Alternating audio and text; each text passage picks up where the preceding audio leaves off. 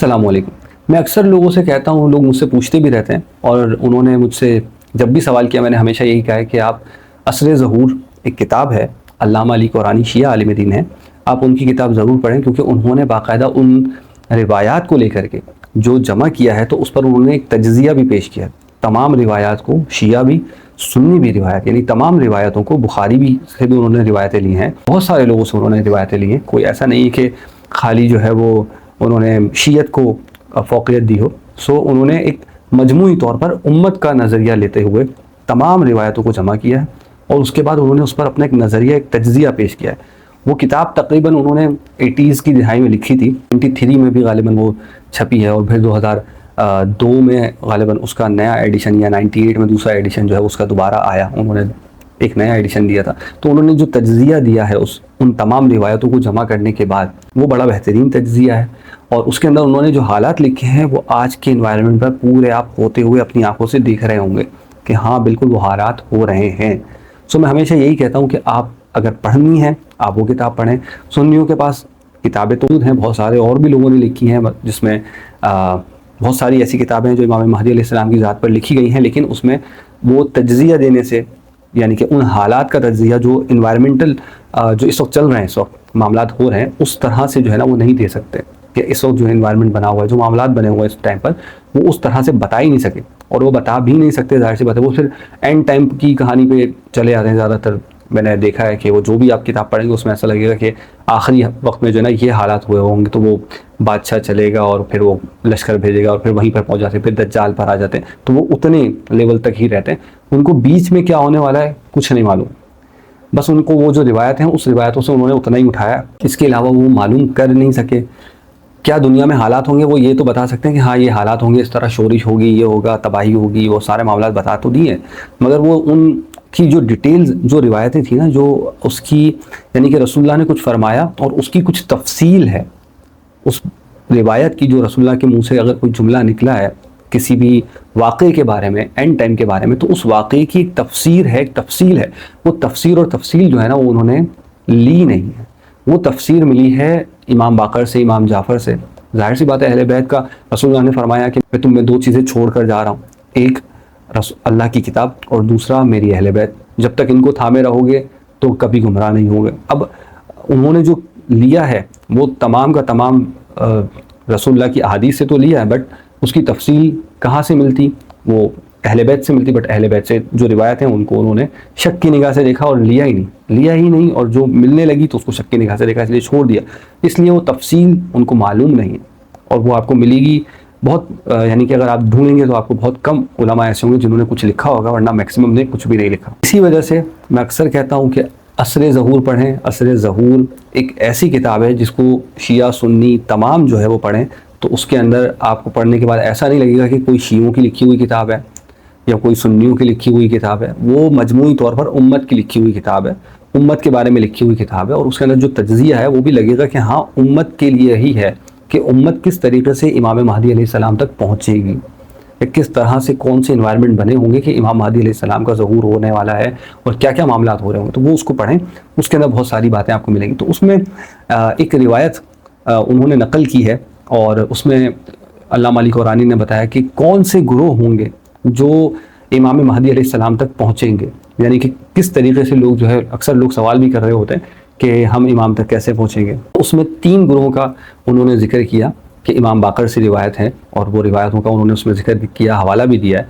तो उसमें उन्होंने 3 गुरोह बताया कि 3 किस्म के गुरोह मिलते हैं, यानी कि अगर हम देखें उन रिवायतों का तज्ज़िया पेश किया उन्होंने कि अगर हम देखें तो रिवायतें बताती हैं कि 3 किस्म के गुरोह होंगे जो इमाम तक पहुँच चुके होंगे या पहुँचेंगे जब ज़हूर हो रहा होगा। तो वो कौन कौन से होंगे? एक वो गुरोह होगा जो पहले से वहाँ मौजूद होगा, यानी कि जो पहले से ही वहाँ पर सेटल हो चुका होगा, मक्का के अतराफ़ में, मदीने के अतराफ़ में पहले से वहाँ मौजूद होंगे लोग, या हो सकता है वहाँ के मकामी लोग भी हों जो उनके साथ देने वाले हों। तो वो मकामी लोग या वहाँ से जो पहले से लोग आ गए हों, वो लोग जो वहाँ पहले पहुँच चुके हों ज़हूर से 6 महीने पहले, 1 साल पहले, 50 साल पहले जो वहाँ पर सेटल हो गए हों, वो लोग हो सकते हैं कि जो वहाँ मौजूद होंगे। दूसरे किस्म का जो गुरु बताया, वो बताया कि वो गुरु होगा कि जो बादलों से या हवाओं से सफ़र कर कर वहाँ पहुँचेगा, यानी रिवायत के अल्फाज है कि जो बादलों में, हवाओं में सफ़र करके वहाँ तक पहुँचेगा। उनके नामों के बारे में इल्म होगा, उनके बाप के बारे में इल्म होगा, उनकी हुलिये के बारे में इल्म होगा। तो वो बात रिवायत के अल्फाज यूँ हैं। अगर आज की लॉजिक में देखा जाए तो जाहिर सी बात है, अगर हवाओं से कोई सफ़र करके जा रहा है तो वो जो है वो हवाई जहाज़ से ही जा सकता है, बादलों में सफ़र करके आ रहा हो, और उसका हुलिया भी जानते होंगे, उसके नाम भी जानते होंगे, उसके बाप का नाम भी जानते होंगे। तो इसका मतलब ये है कि उसका पासपोर्ट होगा जिस पर उसका बाप का नाम लिखा होगा, उसका नाम लिखा होगा, वो पहचाना जा रहा होगा वो शख्स, क्योंकि जो ऑलरेडी मौजूद है। अब आपको तो नहीं मालूम कि वो इमाम के साथ जाने वाला है या नहीं जाने वाला, तो वहाँ पर ऑलरेडी मौजूद है ना बंदा। लेकिन जो बंदा बाहर से इमाम के साथियों के लिए, इमाम की मदद के लिए अगर पहुँच रहा है स्पेशली, तो यकीनन कहीं ना कहीं लोगों को अंदाज़ा हो रहा होगा कि यार कोई कुछ लोग जो है वो आ रहे हैं, या वहाँ से बाहर से लोग उस तरफ जा रहे हैं, मक्के की तरफ जा रहे हैं या मदीने की तरफ जा रहे हैं, तो लोगों का अंदाज़ा ज़रूर होगा कि कुछ लोग आ रहे हैं। तो जो लोग आ रहे हैं उनके अंदर उनके अगर नाम और हुलिये का पता चलेगा तो वो इसी तरीके से पता चल सकता है, पासपोर्ट के ज़रिए। उनके हुलिये से मुराद यानी कि उनकी कौमियत के बारे में पता चल जाएगा कि फला मुल्क से आ रहा है बंदा, फला मुल्क से आ रहा है बंदा। तो इस तरह ये हुलिया हो गया, उसकी कौम हो गई, उसकी ज़ुबान हो गई, वो पता चल जाएगी। अच्छा, तीसरे नंबर पर बताया गया कि कुछ लोग होंगे ऐसे जो अपने घरों में होंगे, घरों में सोएंगे, और जब उठेंगे तो वो इमाम के पास मक्का में पहुँचे हुए होंगे, यानी मक्का में पहुँचेंगे। ऐसे भी लोग होंगे जो रात तो सोएंगे घर में मगर सुबह वो मक्का में करेंगे। तो अब ये 3 गुरु उन्होंने बताए हैं। अब 3 में से हवाओं से आने वाला गुरु तो आज हम समझ सकते हैं कि जो हवाई जहाज़ से आने वाला है, लेकिन ये जो तीसरा गुरु है जो रातों रात पहुंच रहा है और या पलक झपकते में जो पहुंच रहा है, वो कैसे पहुंच रहा है, ये बात हमारी इस वक्त अक्लें जो है वो इस बात को नहीं, यानी कि कोई हमारे पास ऐसा पैमाना नहीं है कि हम उसको बता सकें कि ये जो है कि इस तरह से ये मामला हो जाएगा कि पलक झपकते में। आज कोई टेक्नोलॉजी ऐसी बनाई नहीं गई है। सो ये कोई मौजज़ा, क्योंकि ज़ाहिर सी बात है जब ज़हूर इमाम महदी अलैहिस्सलाम बिल्कुल करीब होगा तो मौजज़ात ही मौजज़ात हो रहे होंगे, जो कि नामुमकिन चीज़ें होंगी वो भी हो रही होंगी और हम उसके बारे में नहीं जानते। ज़हूर इमाम महदी अलैहिस्सलाम खुद एक मौजज़ा है, सबसे बड़ा मौजज़ा अगर हम आज के दौर में अगर कह लें तो वो ज़हूर इमाम महदी अलैहिस्सलाम ही है जो ज़मीन पर सबसे बड़ा मौजज़ा होगा। सो वो मौजज़ा जब हो रहा है इतना बड़ा, तो उसके साथ अगर ये छोटी छोटी बात, ये बहुत छोटी बात है कि कोई बंदा पलक झपकते में कहीं से कहीं पहुंच जाए। और हमने कुरान में पढ़ा है कि मलका सबा का तख्त जो है वो पलक झपकने में आसिफ बिन बरखिया ने जो है वो हाजिर कर दिया था। तो वो तख्त तो एक इंसान के मुकाबले में बहुत बड़ा था और बहुत भारी था, उसको कई लोग मिलकर के भी नहीं उठा सकते थे। तो एक आदमी जो है वो तो बड़ी आसानी से कहीं भी जा सकता है, अगर उस तख्त के मुकाबले में देखा जाए तो वो कुछ भी हो सकता है। और फिर इमाम का जब ज़हूर हो रहा होगा तो उनके साथ हज़रत इलियास भी होंगे, हज़रत खिज़र भी होंगे, और बाज़ रिवायतों में, सुन्नी रिवायतों में भी है कि असहाब कहफ़ भी होंगे, यानी कि असहाब कहफ़ भी उठाए जाएंगे उनके साथ। हज़रत इलियास और हज़रत खिज़र भी वहाँ मौजूद होंगे, और हज़रत इलियास और हज़रत खिज़र तो मौजूद हैं, ज़मीन पर मौजूद हैं। सो ये अल्लाह के वो नेक बंदे हैं जो ये ऐसे बहुत से काम अंजाम दे सकते हैं जो हम आज सोच भी नहीं सकते, कभी भी कहीं भी आ जा सकते हैं। और ये बात तो हमें अहादीस में मिलती है, तो इसको कोई झुठला भी नहीं सकता इन बातों को। तो पलक झपकते में पहुंच जाना बहुत आसान बात है। अच्छा, तो उस टाइम पर होगा और ये 3 गुरु ही होंगे। अब हम में से कौन कौन से गुरु में शामिल होता है तो अल्लाह ही बेहतर जाने। कहाँ होते हैं, वहाँ जा पाते हैं, नहीं जा पाते हैं, मगर दुआ कर सकते हैं और कोशिश कर सकते हैं। इसके अलावा कोई कुछ भी नहीं कर सकता, क्योंकि कुछ लोग तो वहाँ मौजूद होंगे बट आखिरी वक्त में वो वहाँ से निकल करके वापस कहीं आ जाएंगे। क्यों? क्योंकि हालात मक्का में भी ख़राब होंगे, हालात मदीने में भी ख़राब होंगे, और बहुत ख़राब होंगे, बहुत ही ज़्यादा ख़राब होंगे, यहाँ तक कि लोग वहाँ से छोड़कर भागने पर मजबूर हो जाएंगे। तो ये सारे मामलात होने हैं, और किस्मत वाली ही बात है कि जो चुने हुए लोग हैं वो वहाँ पहुँच सकेंगे, जो चुने हुए नहीं हैं वो नहीं जा सकते। इसलिए आमाल और दुआ यही हो सकता है, इसके अलावा कुछ हम नहीं कर सकते, दुआ कर सकते हैं। अब सवाल ये पैदा हुआ, और फिर उस वक्त लोगों ने भी पूछा कि जब इमाम बाकर अलैहिस्सलाम ने बताया कि एक गुरोह जो है वो हवा में आएगा और एक गुरोह जो है वो पलक झपकते में पहुंच जाएगा, तो उस पर पूछा गया कि इन दोनों में से कौन जो है वो अफजल है। तो आपने फरमाया कि वो गुरोह जो हवाओं के ज़रिए आएगा वो अफजल गुरोह है।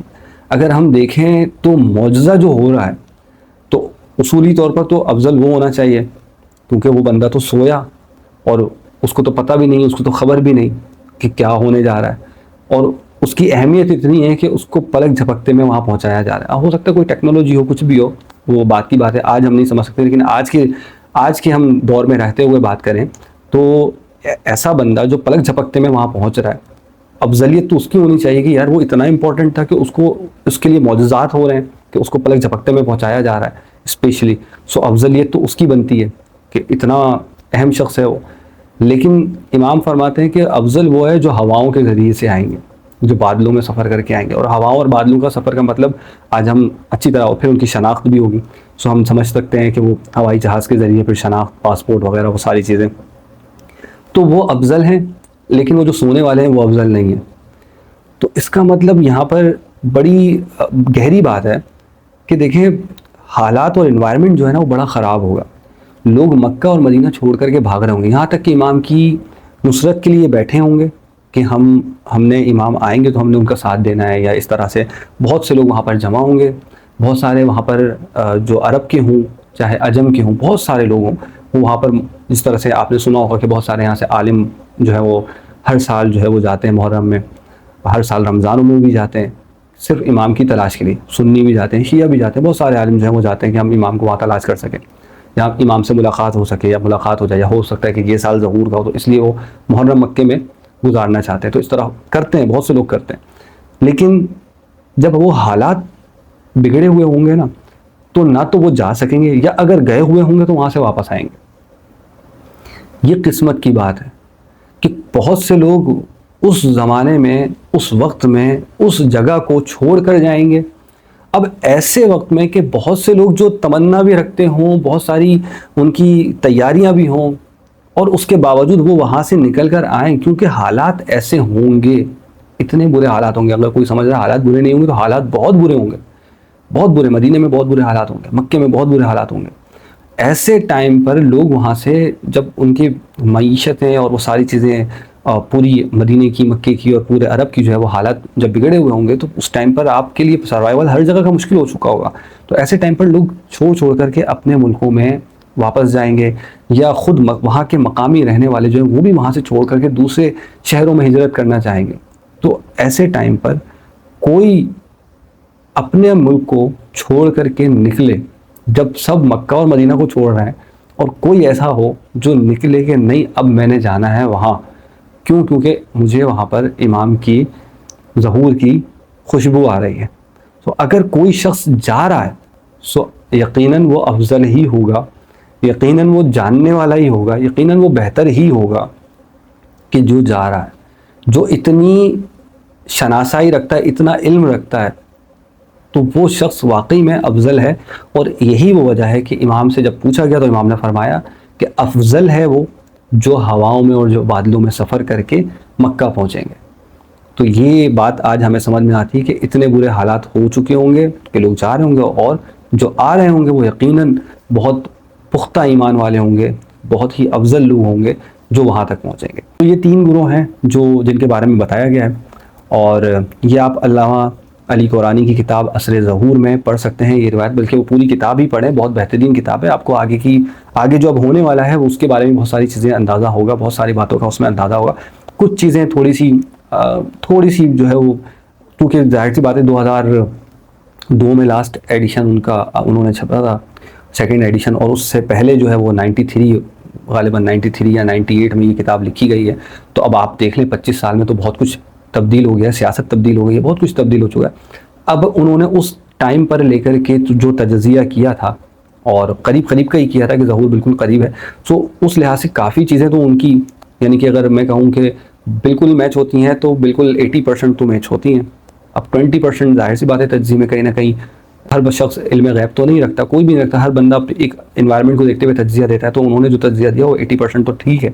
सो 80% के हिसाब से अगर देखें तो बहुत बेहतरीन आपको मिलेगा, और आपको बहुत सारी चीज़ें जो है उसमें समझ में आएंगी, बहुत सारी चीज़ें। आजकल एक वीडियो वायरल हुई थी कुछ दिन पहले, दरिया फुरात से सोने का निकलना, इसको लेकर के रक्का के इलाके में जो है वो ये निकला, ये पूरा देर ज़ूर, इससे आगे आप दरिया जैसे उतर रहा है तो आगे आएंगे तो देर ज़ूर वगैरह वो सारे इलाके पड़ते हैं, और इसी रूट पर जो है वो दरिया फुरात बह रहा है जो तुर्की से नीचे आ रहा है। अब यहाँ पर जो है अबुल हम जो गाँव था वहाँ पर जो है कुछ लोग निकले और उन्होंने जाकर के दरिया में सोना तलाश किया, ऐसा उन्होंने कहा, और उन्हें वहाँ पर चमकता हुआ मिला भी। बाद में फिर उनको वहाँ पर टुकड़े भी मिले बहुत सारे, और वो बाकायदा गोल्ड टाइप के टुकड़े थे। तो वो वायरल हुई वीडियो और वो फैल गई। उसको जब पहले दिन जब खबर आई थी तो वो हमने भी मैंने ग्रुप में शेयर की थी कि ये तो बड़ी बड़ी बात हुई है कि दरिया फुरात वाकई में तो खुश्क हो रहा है। वो तो आप अगर देखेंगे तो आपको नज़र आएगा कि वो काफ़ी हद तक खुश्क हो चुका है। फिर तुर्की ऊपर डैम बना रहा है जिसके नतीजे में मज़ीद खुश्क होता जा रहा है। तो शाम का पानी भी जा रहा है और इराक़ का पानी भी जा रहा है, तो जिसके नतीजे में बहुत ज़्यादा वहाँ पर दरिया फुरात जो है वो सुकड़ता जा रहा है। अच्छा, दरिया फुरात एक जगह हट जाएगा और उसमें से सोने का पहाड़ निकलेगा, ये बात भी हमें पहले बताई गई है और ये रिवायतों में मौजूद है कि सोने और चांदी का पहाड़ जो है वो निकलेगा, जिस पर जो है दुनिया जमा होगी और फाइट होगी। तो ये बात तो इस वक्त हमारे सामने मौजूद है। अच्छा, अब यहाँ पर अगर हम देखें तो इस वक्त जो निकला वो सोना था या नहीं था, तो अगले दिन खबर आई, वहाँ के मकामी लोगों ने भी खबर दी कि जो धात जो निकली है वो सोना नहीं है, वो पायराइट है और वो चमकता है तो वो सोने की तरह होता है। उसे फूल गोल्ड कहते हैं, यानी कि धोखा देने वाला, मतलब सोने का धोखा, सोने की तरह होता है, चमकता भी है, बट ये है कि वो सोना नहीं होता और बहुत ही हल्की धात है। तो अब उसको लेकर के काफ़ी मीडिया पर, क्योंकि वो खबर जो जब दूसरी खबर आई तो वो भी हमने दी कि भाई ये वो बता रहे हैं कि पायराइट है, वो चीज़ नहीं है जो हम समझ रहे कि गोल्ड निकला है, सो वो नहीं है। मगर ये कि ये बात ये कि वो निकला तो अब लोगों ने तो यही समझा कि फुरात से जो है वो सोना निकल आया, तो अब सोने का पहाड़ भी यकीनन कहीं ना कहीं मौजूद होगा। और रसूलुल्लाह की हदीस मौजूद है, तो इसलिए हम समझते हैं कि अगर सोने का पहाड़ और चांदी के बारे में ज़िक्र है तो मुमकिन है कि बिल्कुल जो रिवायत में अल्फाज हों तो शायद बिल्कुल वही अल्फाज हों और वैसा हो भी। लेकिन अगर अलामती तौर पर, चूँकि उस ज़माने में ऑयल नहीं था, तो हम इसको थोड़ा सा बड़े लेवल पर देखेंगे, छोटे लेवल पर देखेंगे तो ये मामला काफ़ी प्रॉब्लम में ही रहेगा। अगर हम इस बात को बड़े लेवल पर देखें तो हमें समझ में आएगा कि ये चीज़ अपने मायने में बहुत बड़ी है, छोटी नहीं है। अगर हम इसको पहाड़ से ही तशबीह दे करके बैठे रहेंगे तो शायद हमारे लिए मसला हो, और पहाड़ हमें फिर मिले ना मिले अनकरीब तो ये एक मसला बन जाएगा। फिर पहाड़ अगर मिलता भी है सोने का तो उसके पीछे कितनी दुनिया आएगी, तो क्यों आएगी? या तो फिर वो पहाड़ जो सोने का हो तो उसकी क्वालिटी इतनी हाई होगी जिसके पीछे दुनिया को यहाँ आना पड़े। क्योंकि आज दुनिया के अंदर बहुत ज़्यादा सोना अफ्रीका में निकल रहा है, बहुत ज़्यादा सोना जो है वो दूसरे जो ममालिक हैं वहाँ पर निकल रहा है और निकाल रहे हैं। अरब के अंदर खुद अच्छा खासा सोना निकल रहा है। इस तरह बहुत सारे ममालिक ऐसे हैं जहाँ पर कानकुनी की जा रही है, वहाँ पर बहुत ज़्यादा सोना जो है वो निकाला जा रहा है और बहुत अच्छे लेवल का सोना निकाला जा रहा है। अब यहाँ पर ही आखिर कोई सोने के लिए पीछे, मतलब दुनिया जमा हो जाए, ऐसा भी सोना हो कि इतना हो कि मतलब यहाँ दुनिया जमा हो, तो ऐसी कोई वजह होनी चाहिए। तो वो चीज़ अभी भी चूँकि समझ में नहीं आती। फ़िलहाल हम बिल्कुल एकदम करीब करीब के मामलात में हैं और अभी तक ऐसा कुछ समझ में नहीं आता सोने को लेकर के स्पेशली कि ऐसा कुछ हो। और जो निकला वो भी बता दिया वहाँ के मकामी लोगों ने कि पायराइट है। और अभी भी आप दरिया सिंध वगैरह पर जाएँ तो वहाँ पर चमकीली रेत जो है वो होती है, उसमें से निकलता है, तो वो पायराइट की ज़रात होते हैं। अगर देखा जाए तो वो जो दरियाओं के अतराफ़ में रहने वाले लोग हैं वो समझते होंगे इस चीज़ को अच्छी तरह कि इस तरह की चीज़ें होती हैं, और वो जब निकलती हैं तो वो धात कोई और होती है, वो सोना नहीं होती। उसको लेकर के हकीम वगैरह अपने, क्योंकि गाँव देहात के लोग होते हैं तो वो हकीम अपनी हिकमत में इस्तेमाल कर रहे होते हैं बहुत सारी ऐसी चीज़ें सोने के धोखे में, बट वो सोना नहीं होता।